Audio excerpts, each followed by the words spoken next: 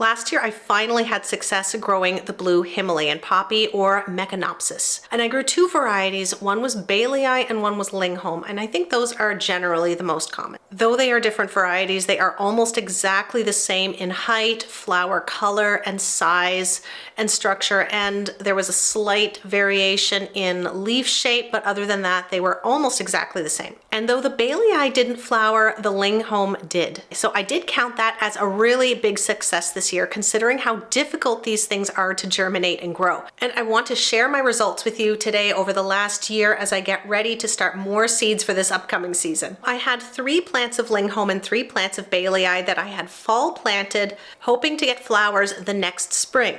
Now this would be the second year, and I already shared that I was successful with the Lingholm but not the Baileyi. So there's a lot of unanswered questions that we should get answers for this upcoming season. The first one is the plants that flowered, will they survive to grow again next year? I'm not sure. There was no new foliage that grew, so I suspect they may just be biennial. But the Baileyi plants that had overwintered did not flower. They did, however, look fairly healthy and they continued to grow. So will they overwinter a second time and then flower again?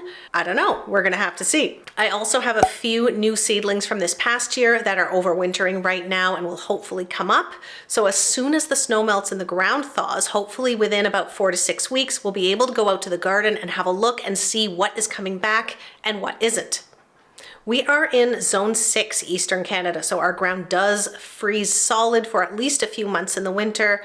We can get anywhere between a few inches to a good few feet of snow, and this year we were closer to the 2 feet of snow. We've had quite a warm week and everything is melting pretty quick, but the ground is not bare quite yet. This is where the Mecanopsis is currently planted, and the growing conditions are very important. This gorgeous blue poppy is known as one of the hardest things to grow as a home gardener, but having the right conditions makes all the difference. It needs some part shade, especially from the hot afternoon sun, and here it gets a bit of morning sun and then a bit of dappled shade for the rest of the day. It is damp here, but it's also fairly well drained, and that's important. Waterlogged soil can lead to root rot, but it doesn't like to be too dry either. And when we get a really dry summer, I make sure to thoroughly water it weekly. That seemed to work really well.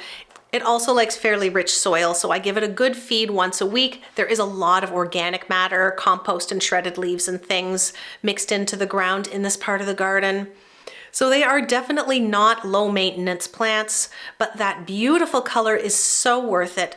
Blue is one of the rarer colors in nature, so to grow a really true blue flower like this is really something special. They also prefer a slightly acidic soil, ideally somewhere in the 5.2 to 6.5 range, but it has been known to adapt fairly well a little bit outside this range, although not too dramatically sweet, or it definitely won't thrive. Before you go adding amendments to mess with your soil pH though, make sure to take a soil test, ideally a couple of them, just to make sure that you get an accurate reading. So all of this footage here came from the last growing season, anywhere from early spring way up until these plants finished flowering. And the best part about that was that I got fresh seed. I ended up with, I think, 5 or 6 little seed pods from these plants, full of seed. I broke open a few and started them, and I do have some seedlings in the basement, only a couple, but I have 2 more seed pods that I have not opened yet, which I will do in a minute, and then we're going to plant those seeds. Now these are the seedlings from last fall, and they are looking pretty rough, but that's my fault. I didn't come down and check on them for a few days and they completely dried out. Now these plants already had a little bit of a beating because I started them in the fall. They stayed in the greenhouse too late and they froze solid. Now they did survive, and I brought them in, slowly brought them up to temperature of our basement. I put them on my grow shelves downstairs where they've been since about November. And they thawed out, they started growing again, and then in December they completely dried out. So this one I think is toast. These 2 have survived, and I'm not counting on them. I'd really love to see them put on some good growth, but these plants don't like being in pots. So as soon as the ground thaws and the temperature comes up a little, soil temperature is really important so that they don't get a shock, I'm going to harden these off and plant them outside. But I'm hoping to move them out into the greenhouse within the next 2 to 3 weeks or so. Our overnight temperatures have come up, so that's a good sign, but I don't want to put them in the greenhouse until it doesn't dip too far below freezing at night. So they look rough, but I'm not giving up on them yet. And what I want to do next is break open these seed pods. We're going to have a look at how much seed we get, and then we are going to start these seeds. So these are two of the seed pods that I collected from my own plants last year. And like I said before, this is a massive win. I was so happy to get fresh seed because I know that these were from the seeds that were the strongest and did the best in my growing conditions. So these plants will hopefully, if the seeds germinate, will also be really well suited to my garden. So we're going to try to break these open. These seeds are so tiny. I'm just making sure to try to get as many of them as possible out of the debris here. And I had a separate dish, but I think I'm going to keep it all together because the seeds are so small. Yeah, some of those look like it's debris, but I think it's actual seed. So I'm going to crumble up even the little bits of seed casing here, and we're going to put the whole thing into a tray. So there may be even 100 seeds in here. It's hard to tell because they're so small. But let's break open the second one. Oh yes, there are so many seeds. Now in general, poppy seeds are pretty small, but these ones are like dust. They remind me a little bit of snapdragon seeds.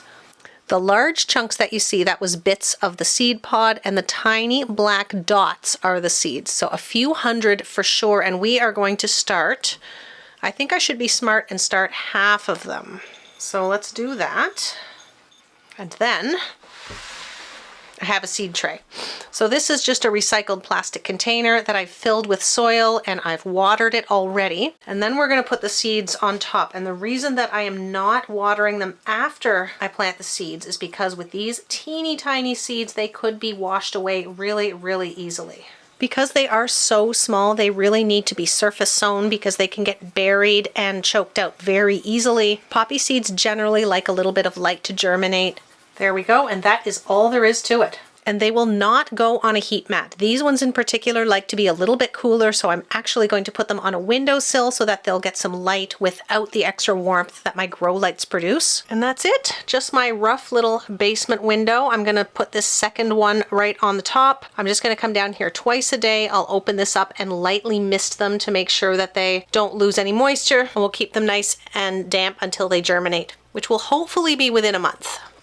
Almost forgot, always label your seeds, especially when you know they're going to take a little while to pop up. There we go. I like to use a garden marker because unlike Sharpies, this one will not fade in the sun, and the rest of my seed, whoops, is tucked away for next time.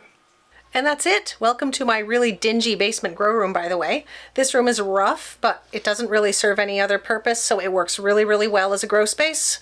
So we're going to keep a really close eye on those seedlings. Now, if we get really good germination, I'm going to split them up into a couple of different pots once they get a good size. If not, if we get probably a dozen or less, I'm going to leave them in that pot until they're ready to be planted outside, at which point we'll prepare a nice spot for them out in the garden with the other ones and hopefully get an even better showing of flowers next year. And that's the plan with these. They won't flower this year, they will flower next year. So I'm planning about a year ahead with these.